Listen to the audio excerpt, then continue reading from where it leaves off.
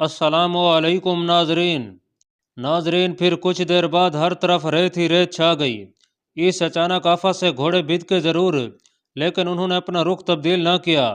ابن عمر نے پیچھے مڑ کر دیکھا، اس ریت کے طوفان میں صفیہ کا صرف حیولہ سا نظر آیا، اگرچہ اس کا اور صفیہ کا فاصلہ چند گز ہی تھا۔ وقت گزرنے کے ساتھ ساتھ طوفان کی شدت میں اضافہ ہوتا جا رہا تھا، ہوا کی آوازیں خوفناک ہوتی جا رہی تھیں، یوں محسوس ہو رہا تھا جیسے چاروں طرف عورتیں بین کر رہی ہوں۔ صفیہ کا تو خوف کی وجہ سے برا حال ہو رہا تھا، لیکن تھوڑی تھوڑی دیر بعد آنے والی ابن عمر کی مدھم سی آوازیں اس کا حوصلہ بڑھا رہی تھیں۔ ابن عمر کو خوب احساس تھا کہ صفیہ کی حالت اچھی نہیں ہے، لہٰذا وہ تھوڑے تھوڑے وقفے کے بعد پھیپھڑوں کا پورا زور لگا کر کوئی نہ کوئی بات کہہ دیتا تھا۔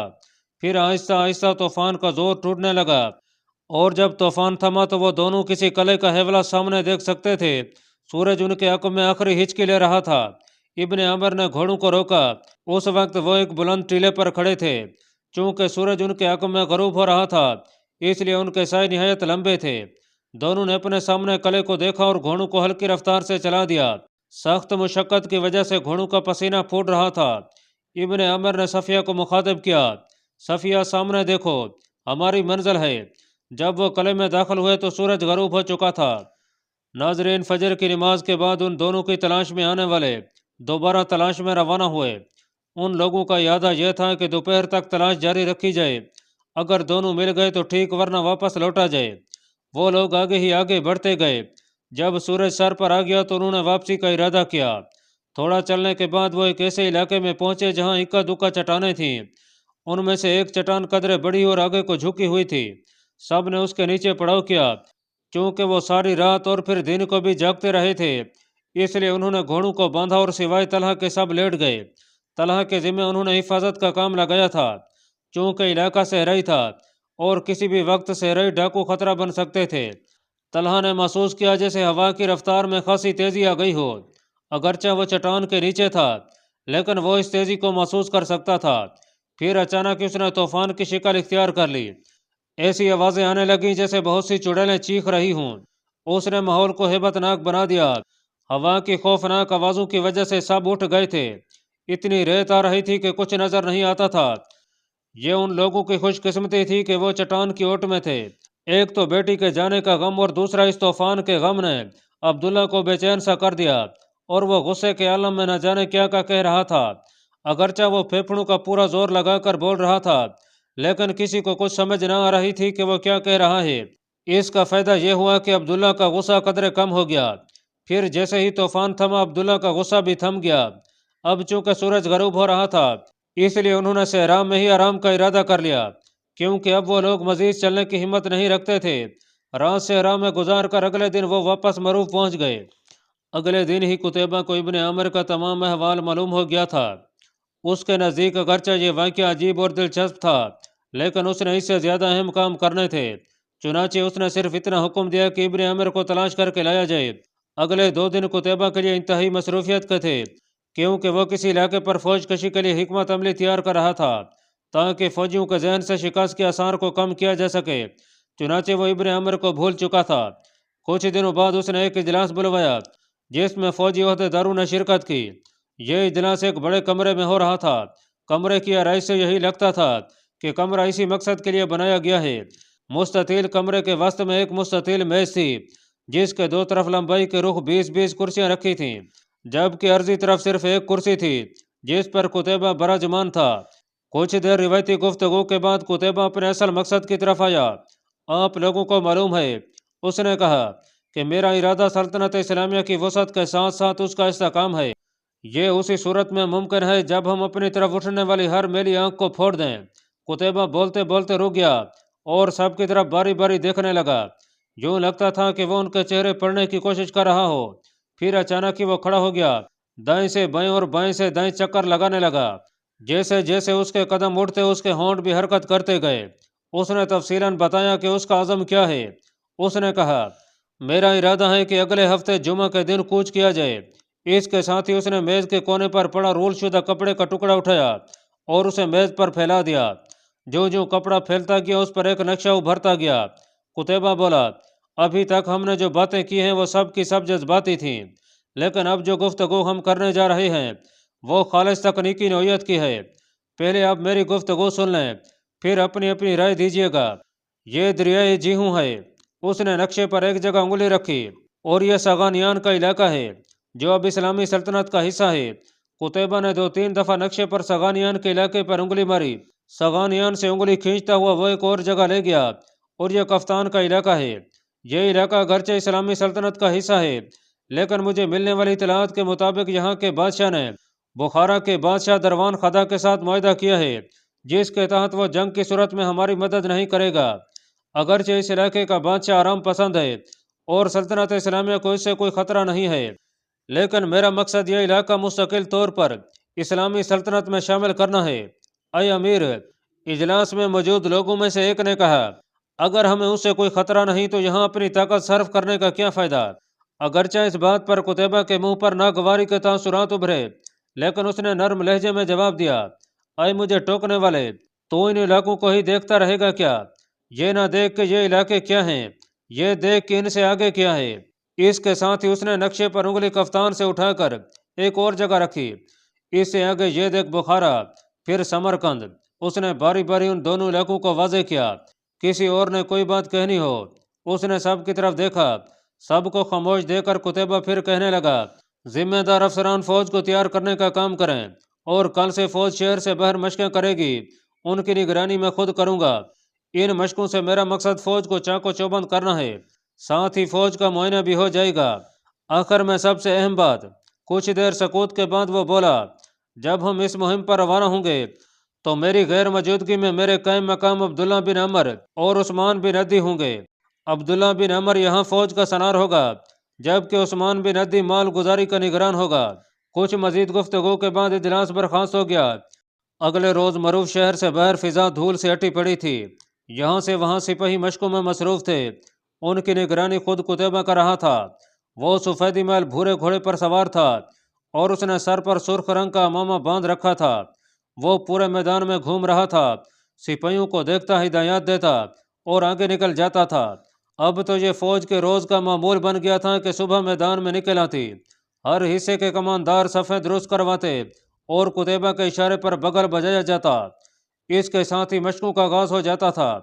سپاہی اس وقت بیرکوں کو واپس لوٹتے جب سورج خاصا مغرب کی طرف لوٹ جاتا تھا۔ ان مشقوں کو 4 دن ہو گئے تھے۔ ان 4 دنوں میں قتیبہ نے فوج سے لڑاکے اور جنگجو قسم کے سپاہیوں کو الگ کر لیا تھا۔ ان سپاہیوں کو دن کے وقت جنگ کی تربیت کے علاوہ رات کے وقت بے خبری میں دشمن پر حملہ کرنے کی ٹریننگ بھی دی جا رہی تھی۔ تمام سپاہی قتیبہ کی امید سے زیادہ جوش کا مظاہرہ کر رہے تھے، اور ان کے انداز سے لگ رہا تھا کہ وہ بخارا میں ہونے والی شکست کو بھولتے جا رہے ہیں، اور یہی قتیبہ بن مسلم چاہتا تھا۔ یہ ان مشقوں کا 5واں دن تھا۔ قتیبہ اپنے مخصوص حلیہ میں تمام میدان میں گھوم رہا تھا۔ اس کا محافظ دستہ بھی اس کے ساتھ تھا۔ وہ گھوڑا دوڑاتا کبھی تیر اندازوں کے پاس جاتا تو کبھی شمشیر زن دستوں کے پاس۔ آخر وہ ان دستوں کے پاس جا رہا تھا جن کو کلوں پر یلغار کرنے کی مخصوص تربیت دی جا رہی تھی۔ وہ ان کی مہارت کو دیکھ کر ہدایات دے رہا تھا کہ اس کے پاس ایک گھوڑا سر پیٹ دوڑتا آیا۔ گھوڑ سوار نے قتیبہ کے پاس پہنچ کر لگامیں کھینچ لیں، لیکن گھوڑا رکتے رکتے کچھ آگے نکل گیا۔ گھوڑا رکتے ہی اس کا سوار گھوڑے سے نیچے آ رہا تھا۔ اسے فوراً سہارا دے کر اٹھایا گیا۔ یہ سوار ابن عامر تھا۔ اس کی حالت ایسی ہو رہی تھی کہ اس سے بولا نہیں جا رہا تھا۔ اسے پانی پلایا گیا، جس سے ابن عامر کی حالت قدرے سنبھل گئی۔ وہ بولنے کے قابل ہو گیا تھا۔ اگرچہ چند ہفتے پہلے ابن عامر کا معروف سے بھاگنا اور اب اس حالت میں لوٹنا نہایت عجیب تھا، لیکن جو بات اس نے قتیبہ کو بتائی اس نے قتیبہ کو ہلا کر رکھ دیا۔ ناظرین، جب ابن عامر تلکان پہنچا، شام ڈھل رہی تھی اور ہر چیز کا سایہ لمبوترا ہو رہا تھا۔ ابن عامر اور صفیہ پوچھتے پوچھتے ایک سرائے تک پہنچ گئے۔ ابن عامر نے ایک کمرہ کرائے پر لیا اور رات اس سرائے میں ٹھہرنے کا ارادہ کیا۔ ادھر دونوں آرام کرنے لگے، ادھر تلکان کے ایک مکان میں ہلچل سی تھی۔ ہلچل اس بات نے مچائی تھی کہ مروع سے قتیبہ کے جاسوس تلکان میں داخل ہو گئے ہیں۔ یہ خبر لانے والا وہ آدمی تھا جس سے ابن عامر نے سرائے کا پتہ پوچھا تھا۔ جب اسے یہ معلوم ہوا کہ وہ مروع سے آیا ہے تو اس کا ماتھا ٹھنکا۔ اس نے ابن عامر کو سرائے کا پتہ تو بتا دیا، لیکن خود دونوں کا پیچھا کرتا سرائے تک پہنچ گیا۔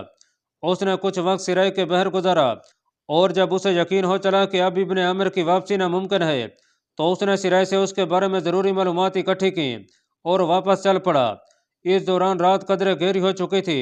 अब उसकी मंजिल एक मकान था जो आबादी से जरा हटकर लेकिन खूबसूरत अंदाज में तामीर किया गया था।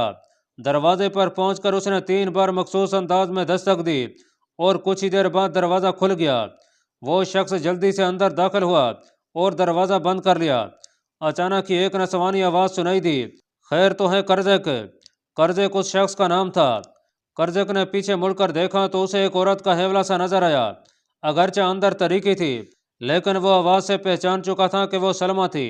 उसे देखते ही कर्जक ने मुंह से हल्की सी शी की आवाज़ निकाली और उसे लेकर अंदर उस कमरे में आ गया जहां दिया जल रहा था।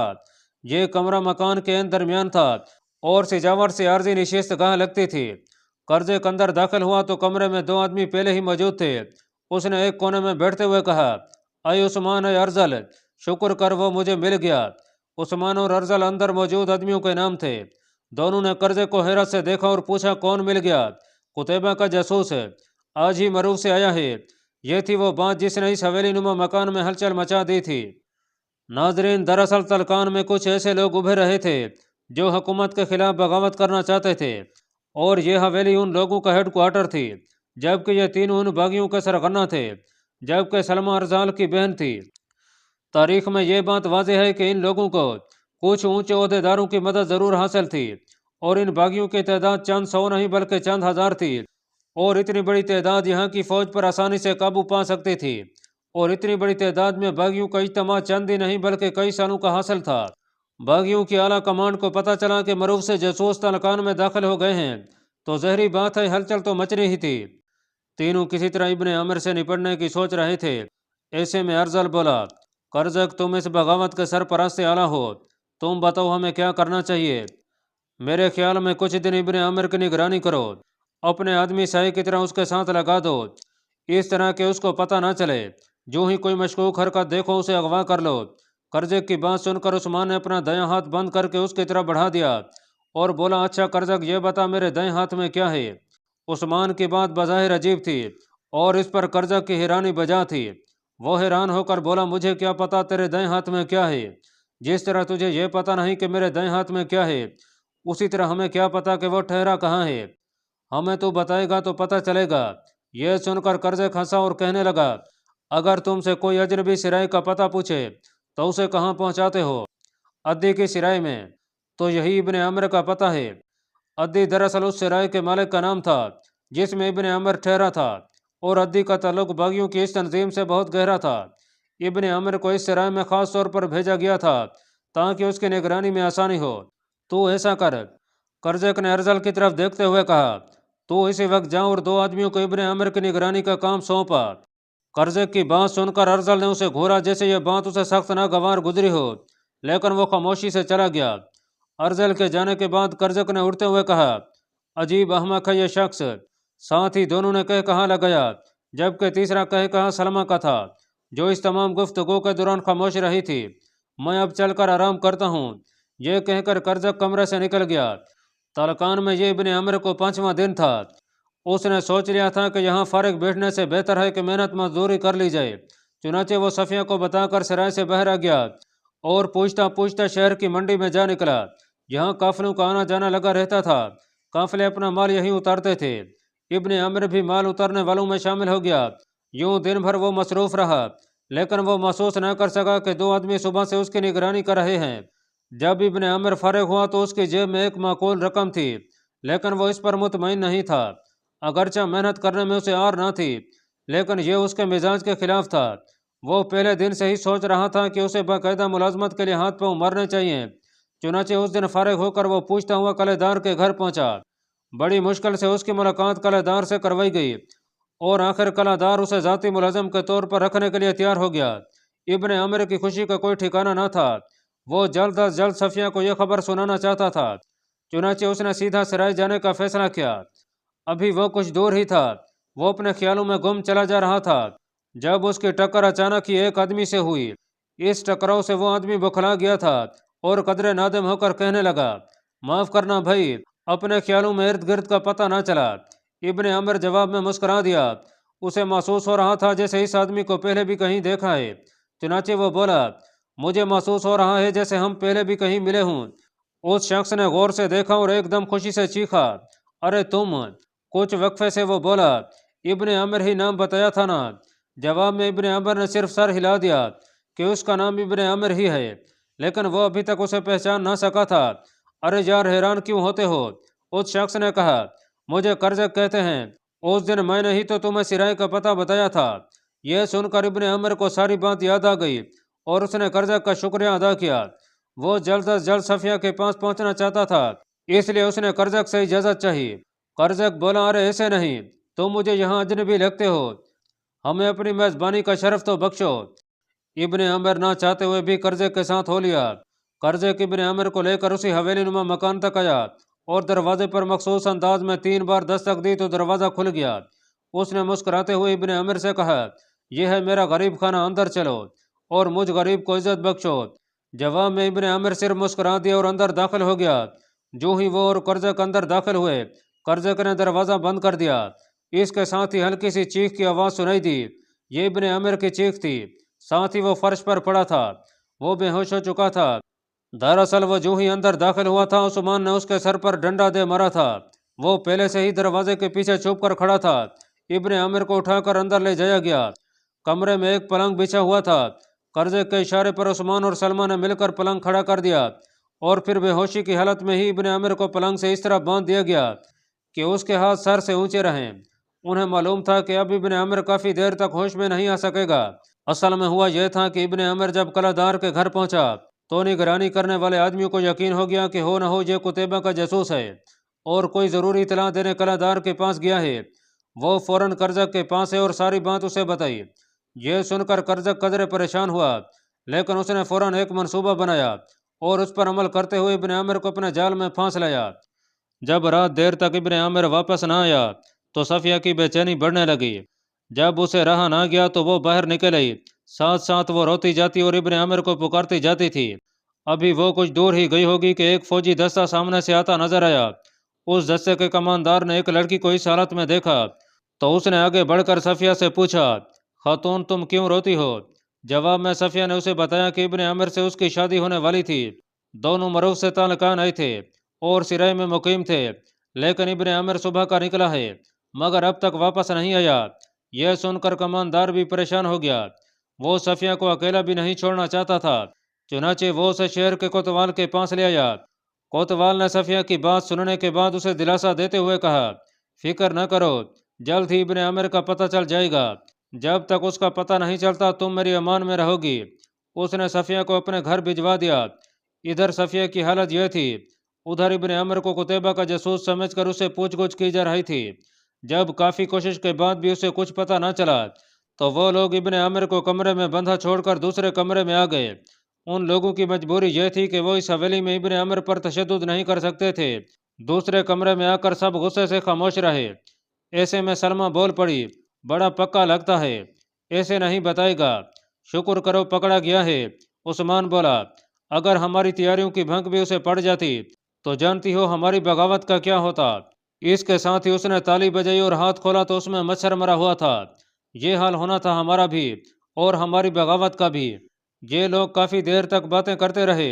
ये लोग कदरे ऊंची आवाज़ में बोल रहे थे और इनकी आवाज़ें दूसरे कमरे में इब्ने आमिर तक भी पहुंच रही थीं। अगरचे उसका सर चकरा रहा था, लेकिन बगावत के लफ्ज़ पर वो चौंका और दूसरे कमरे में होने वाली गुफ्तगू गौर से सुनने लगा। कर्जा कह रहा था, हमें अब देर नहीं करनी चाहिए। हाँ, उस्मान बोला, हमारा तमाम मनसूबा तैयार है, सिर्फ उसे अमली जामा पहनाना है। इसके लिए ज़रूरी है कि तमाम अहम लोगों से मशवरा कर लिया जाए। सलमा ने कहा, ख़ास तौर पर अबू अब्बास से, लेकिन वो तो कोफा में है। अबू अब्बास और कोफा का नाम सुनकर इब्ने आमिर के कान मजीद खड़े हो गए, क्योंकि अबू अब्बास को वो अच्छी तरह जानता था और यह भी जानता था कि वह कोफा का आमिल है। इसके लिए ज़रूरी है कि उन लोगों को इतला कर दी जाए कि जुमा के दिन हम इजलास बुलवाना चाहते हैं। कर्जक ने कहा, लेकिन किस जगह? इस हवेली में तो कम अज़ कम नहीं। अरे तू तो निरा ही अक्कन का कोरा है, यहाँ कौन पागल इजलास बुलवाएगा? ये इजलास होगा हशाम के घर। उसके घर आम तौर पर दावतें होती रहती हैं। इस इजलास को भी बज़ाहिर दावत की शक्ल ही दी जाएगी। लबीद एक ही रवानी में कहता चला गया।